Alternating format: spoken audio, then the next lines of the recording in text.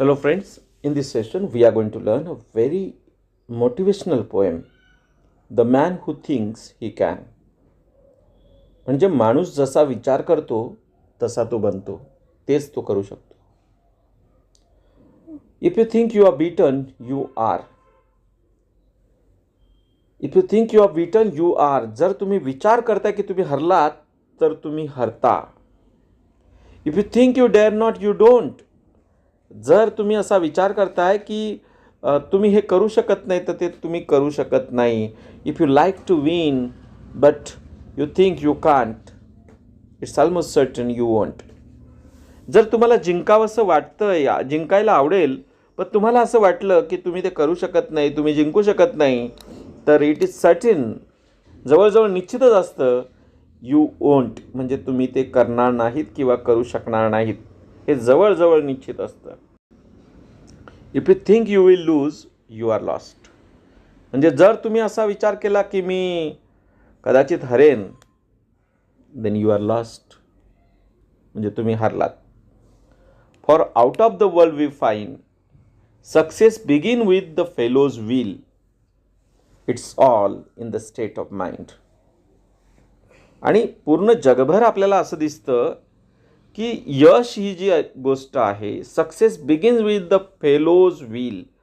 It begins with the fellows will. म्हणजे व्यक्तीची जी इच्छा असते, विल म्हणजे इच्छा, persons, the power of persons mind.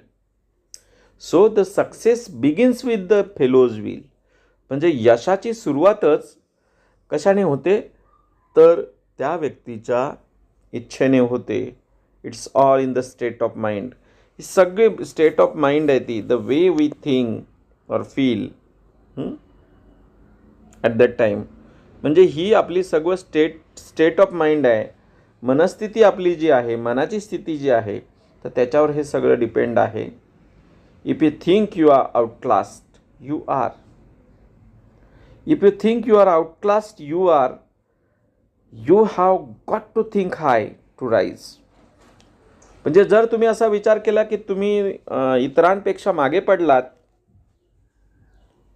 तुम्ही आउटक्लास झालात, म्हणजे a person is outclassed when others are better than him or do better than him.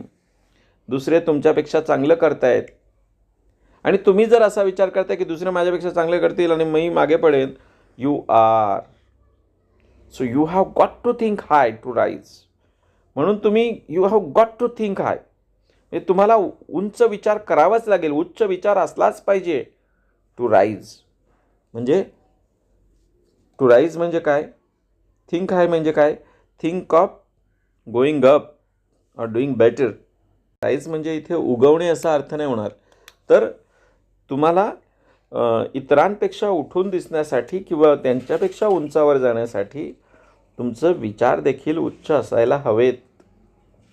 You have got to be sure of yourself before you can ever win a prize. You have got to be sure of yourself.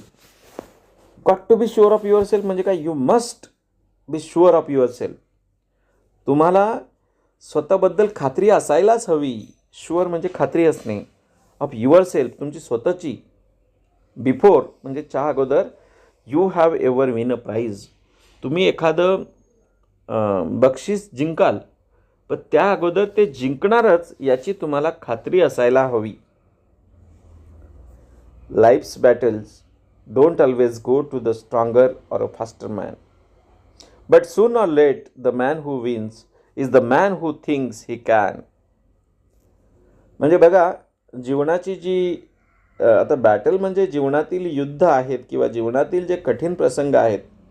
Don't always go to the stronger or faster man म्हणजे जीवनातील जे काय म्हणतो, जी युद्ध आहेत, जीवनातले जे महत्त्वाचे क्षण आहेत, तर ते स्ट्रॉंगर किंवा फास्टर माणसंच जिंकतात असं नाही.